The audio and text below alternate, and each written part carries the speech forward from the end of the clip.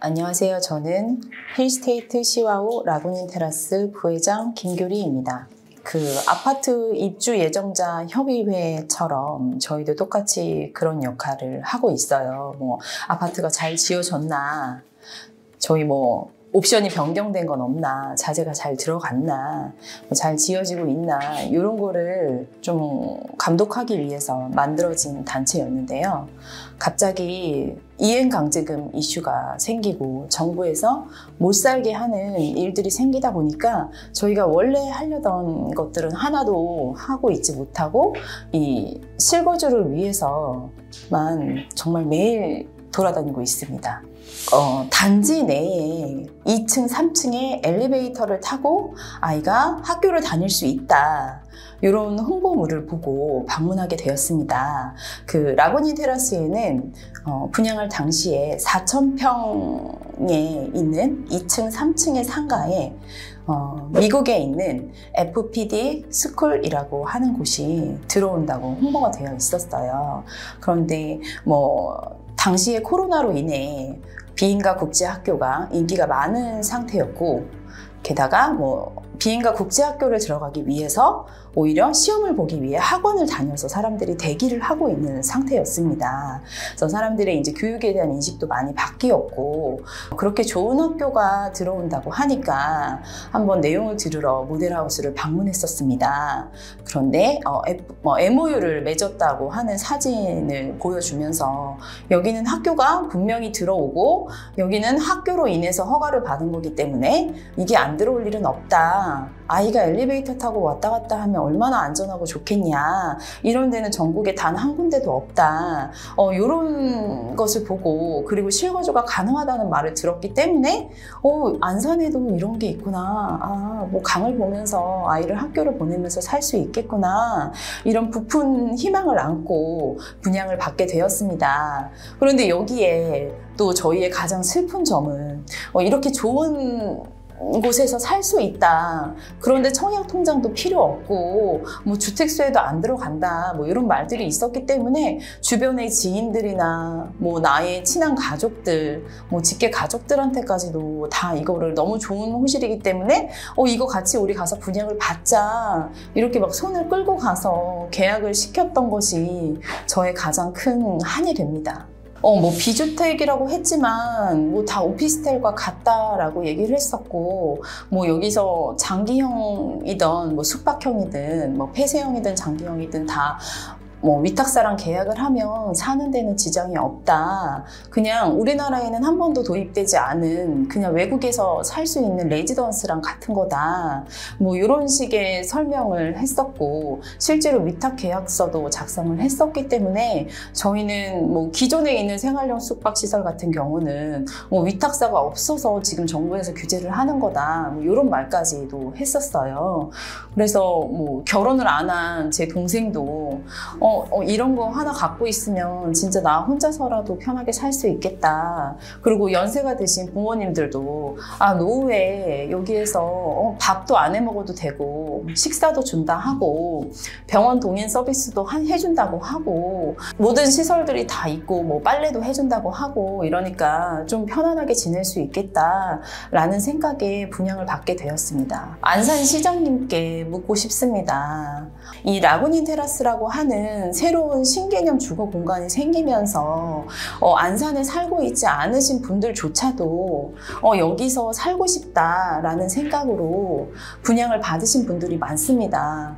그런데 안산시의 발전을 위해서라도 이분들이 다 와서 전입신고를 하게 되면 안산시의 발전에 큰 도움이 될 거라고 생각합니다. 그리고 안양시 같은 경우는 국회의원을 비롯해서 그 공무원들, 시의원들 할 거 없이 시행사, 수분양자 다 삼박자가 맞아서 서로의 협력하에, 도움하에 용도 변경을 이뤄냈습니다. 근데 저희 안산시 같은 경우는 지구 단위 계획을 변경하지 않아도 되고 그 주차장 조례만 해결해 주시면 저희가 어떻게든 수분양자들은 100% 동의를 받도록 노력을 하겠습니다. 이거를 100% 동의를 받아서 용도 변경을 하라는 거는 그냥 저희더러 나가서 죽으라는 얘기밖에 안 되는 현실입니다. 그래서 안산시장님 제발 저희의 피해자의 상황을 인지하시고 주차장 조례 완화를 통해서 좀 시민에게 도움이 되는 정책을 펼쳐주시길 바랍니다.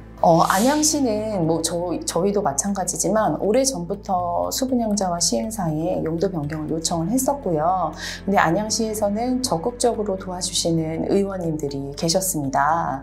그래서 가장 어려운 지구 단위 계획 변경을 이루어낸 곳이기도 하고요. 이거를 만들어낼 수 있었던 거는 국회의원, 시장님, 시의원님, 공무원, 그리고 시행사, 수분양자가 모두 다 노력한 결과라고 생각합니다.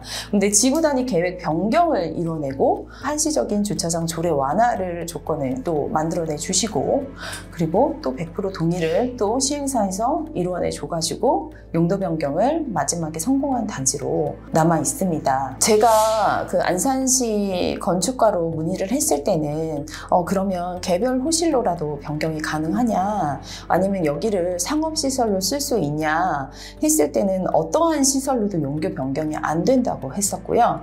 그리고 숙박시설로만 사용할 수 있다고 했습니다. 또는 근린생활시설이나 혹은 여기에서 그러면 사람들이 살고 있으니까 내가 여기서 학원을 한번 해보겠다 했을 때 숙박시설 자체가 유해시설이기 때문에 학원은 들어올 수 없다라는 답변을 들었습니다. 어떠한 고지를 받지 못했고요. 그리고 저의 한 가지 또 의문점은 이게 정말 안산시든 정부든 이거를 숙박시설로만 그 호텔 용도로만 사용하고자 했었으면 국제학교를 설립하겠다라고 하는 인허가가 났는지도 의문이고요. 그리고 어떻게 그게 계약까지 이루어져서 현재 홍보가 이루어지고 있는지도 사실 의문입니다. 정부가 하면 어떤 것도 다 허용이 되는 이 현실이 조금 믿어지지가 않고요. 그다음에 또 여기 한 가지 더 덧붙이자면 제가 강서구에 있는 작은 생활형 숙박시설을 정부에서 LH가 매입해서 오피스텔로 용도 변경을 이뤄낸 사례가 또 있습니다. 그런데 여기는 이미 지어진 시설이기 때문에, 게다가 평수도 작기 때문에 주차장 대수가 굉장히 부족한 상황이었음에도 불구하고 어떻게 용도 변경이 이루어졌을까 했더니 여기는 세대수당 저는 주차 한 대만 하겠습니다. 그 이외에 어떠한 이의제기를 하지 않겠다라고 하는 그 동의서를 전 세대한테 받고 이게 용도 변경이 이루어졌다고 해요. 그래서 저희가 이거를 또 지자체에 문의를 했을 때는 그런 건 절대 될 수가 없다. 법적인 절차에 맞춰야 한다. 주차장을 만들어 와라. 이런 얘기들만 하셨기 때문에, 그래서 정부가 하는 일은 다 되고 수분양자들이 하는 일에서는 다 안 되는 이 상황이 형평성에 맞지 않다고 생각합니다. 그러면 또 달리 말하면 어느 한 사람이 안산시든 서울시든 누구 하나가 나서서 이거를 그럼 용도 변경해. 그러면 언제든지 가능할 수 있는 이 서류로만 보완해서 용도 변경이 가능할 수 있는 사안이 될 수 있지 않을까라고 하는 또 희망도 품게 됩니다. 네. 실제로도 저희가 알고 있는 그 국제학교라고 하고 계약 당시에 그 분양 홍보 안에도 있었던 그 FPD라고 하는 학교에서 제가 직접 확인을 해보았습니다. 근데 미국에 있는 학교에서 이 작은 한국에 글로벌 스쿨을 내주겠다까지 한 상황이었는데 이거를 제가 알기로는 중간에 시행사가 이건 우리 거니까 우리랑 좀 입맛에 맞지 않고 사업의 방향이 맞지 않아 라고 하는 이유로 그 한국에 있는 그냥 세인트폴이라고 하는 학교랑 재계약을 한 거로 알고 있고요. 그래서 처음에 계획과는 조금 달라진 부분들이 많이 있습니다. 근데 이거에 대해서도 제가 안산시에 문의를 해본 결과 안산시는 그거는 그냥 MOU였다. 그건 시행사에서 하는 일이다.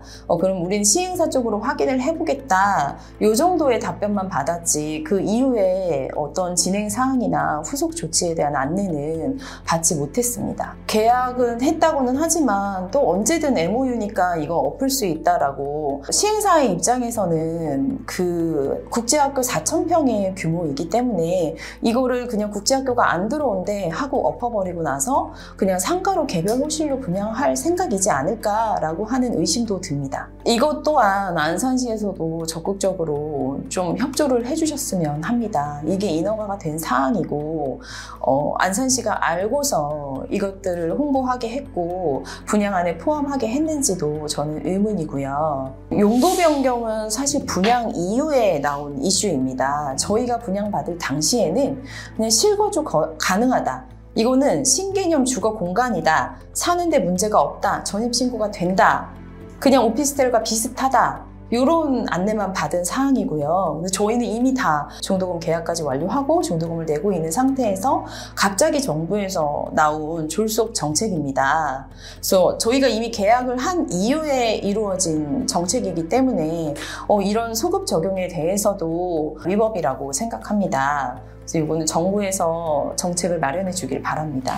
안산시에도 인력이 부족하다, 이행강제금 부과는 없을 거다라고 하는 입장이고요. 전입신고도 법적으로 30일 이상 거주 가능하면 어디에도 전입신고를 할 수 있는 권리가 있다. 전입신고에도 문제가 없을 것이다 라고 이야기를 하고 있습니다. 게다가 위탁사가 있으니 폐쇄형으로 거주 가능한 것도 변함없는 사실이다. 지금도 거주 가능하다라고 얘기를 하고 있습니다. 네, 시와 시행사랑 간담회를 한 2번 정도 열었습니다. 그런데 시에서도 지금 이행강제금이 당장 부과되는 거 아니기 때문에 그때 가봐야 안다라고 하는 입장이고 전입신고에 대한 입장도 마찬가지입니다. 불이익이 있을 수 있기 때문에 항의가 있을 수 있기 때문에 이행강제금을 받을 수 있다라고 하는 안내는 나가고 있지만 그 이행강제금이 부과될지 안 될지는 시에서도 아직 알지 못하는 상황입니다. 생활형 숙박시설 피해자들은 국민으로서 보호받아야 합니다. 정부와 시행사, 시공사의 책임을 묻고 피해자를 위한 대책 마련이 시급합니다. 생활 숙박시설 피해자들은 집이 아닌 호텔로 사용해야 한다는 이유로 주거권을 침해받고 있습니다. 정부는 생활 숙박시설을 신개념 공간으로 도입하고 장려했던 사실이 있습니다. 갑자기 생활 숙박시설은 주거 기능이 아닌 관광 용도로만 사용하고자 제안하고 있습니다. 이로 인해 생활 숙박시설 피해자들은 파산과 자살까지 생각을 하며 불안을 겪고 있습니다. 생활형 숙박시설 피해자들은 주거 가능을 보장하고 피해자들을 위한 대책을 마련해야 합니다. 정부는 생활 숙박시설을 주거 공간으로 인정하고 주거 기능을 보장하기 위한 법적 근거를 마련해야 합니다. 또한 생활 숙박시설 피해자들을 위한 임대료 지원, 보증금 마련 지원, 재산권 보호 등 실질적인 지원 대책을 마련해야 합니다. 아울러 생활 숙박시설 분양한 시행사와 시공사의 책임을 묻는 것도 중요합니다. 허위 과장 광고에 속아 생활 숙박시설을 분양한 피해자들을 보호하기 위해 시행사와 시공사에 대한 손해배상 책임을 강화해야 합니다. 생활 숙박시설 피해자들을 위한 대책 마련은 정부, 시행사, 시공사의 책임이자 의무입니다. 정부는 피해자를 위한 실질적인 대책을 마련하고 피해자들을 국민으로서 보호하기 위한 노력을 기울여야 합니다. 이상입니다. 저희는 그냥 피해자입니다. 그냥 내 집에서 살고 싶어서 분양받았습니다. 내 집에서 지금 살 수 없다고 합니다. 아파트 사는 사람만 국민입니까? 저희도 대한민국 국민입니다. 저희도 피해자입니다. 피해자 입장에서 조금만 생각해 주시고 대책 마련이 시급한 것 같습니다. 내 집에서 살 수 있게만 해주시면 너무 좋을 것 같습니다.